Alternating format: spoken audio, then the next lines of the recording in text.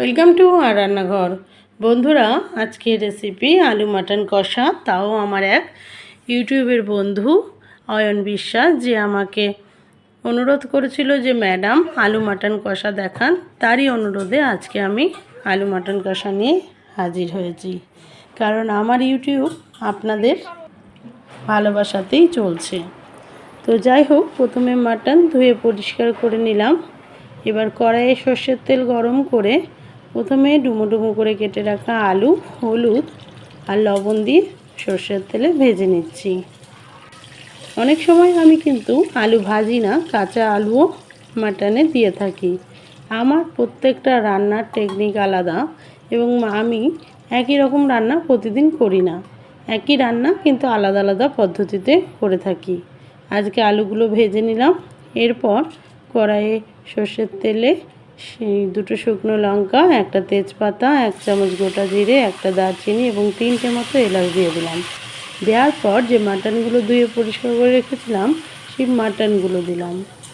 আজকে আমি তেলেই মাটন ভেজে নেব। প্রায় 3 থেকে 4 মিনিট সর্ষের তেলে মাটন ভাজার পর আমি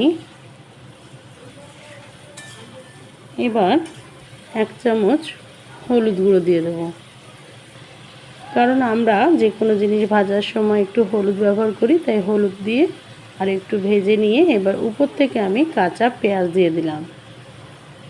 এই পেঁয়াজ প্রায় 300 গ্রাম হবে, এবং পেঁয়াজের উপর দিয়ে দিলাম স্বাদ মতো লবণ। আজ আমি পেঁয়াজ ভাজলাম না, আজকে কাঁচা পেঁয়াজেই আমি মাটন রান্না করছি।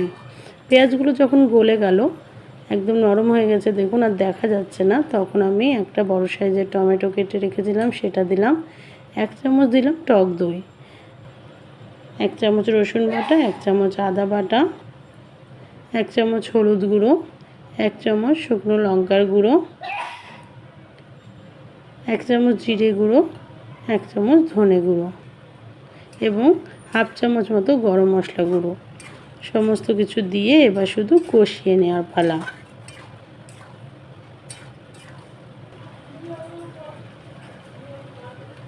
আর একটু লবণ কম ছিল, তাই একটু লবণ আমি দিয়ে দিলাম। এবার মাটনটা শুধু কষিয়ে নেব। ঢাকা দিয়ে দিলাম।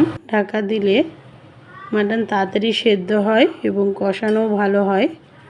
দেখুন, মাঝে মাঝে ঢাকা সরিয়ে কিন্তু মাটন একটু নেড়ে দিতে হবে, না হলে কিন্তু মাটন তলায় লেগে যাবে।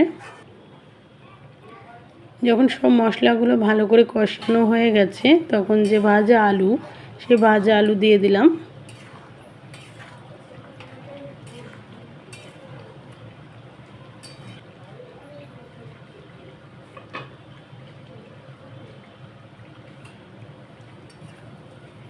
মাটন আস্তে আস্তে তেল ছেড়ে দিচ্ছে। দেখুন কালারের কতটা পরিবর্তন হচ্ছে। এই আমার মা বলে রান্নার একমাত্র ভালো হয় মাটন বা যে কোনো চিকেন তার কষানোর ওপর। দেখুন যখন কষানো হয়ে গেছে, এবার প্রায় 50% মতো সেদ্ধ হয়ে গেছে কষাতে কষাতে, কিন্তু আরও 50% সেদ্ধ করতে হবে, তার জন্য জল ব্যবহার করলাম। জল দিয়ে এবার ঢাকা দিয়ে রাখবো এবং মাঝে মাঝে নাড়িয়ে দিয়ে যাব এবং আলু এবং মাটন সেদ্ধ হওয়ার অপেক্ষায় থাকবো। দেখুন ঢাকা দিয়ে দিয়েছি। ঢাকা খুলে দেখছি মোটামুটি তেল পুরোপুরি ছেড়ে দিয়েছে এবং আলু মাটনও সেদ্ধ হয়ে গেছে। আমি আগেও 1-2 বার নেড়ে দিয়ে গেছি, তখনই বুঝতে পেরেছিলাম যে মাটন আলু সেদ্ধ হয়ে গেছে। আমার আলু মাটন কষা রেডি। এবার আমি নামিয়ে নিলাম। আপনারাও এইভাবে আলু মাটন কষা একবার করে দেখুন। অন্য টেকনিকেও হবে, এই টেকনিকেও হবে। প্রত্যেকটা টেকনিক ইউজ করুন, তাহলে দেখবেন টেস্টের হেরফের হবে। ভালো থাকবেন, সুস্থ থাকবেন, আর প্লিজ আমার রান্না